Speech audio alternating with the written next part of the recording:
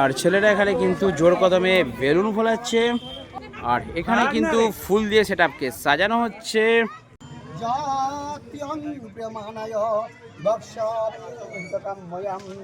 So বন্ধুরা দেখতে পাচ্ছেন ঠাকুরমশাই কিন্তু পুজো করতে শুরু করে দিয়েছেন আমাদের অ্যাম্পলিফায়ার সেটআপের।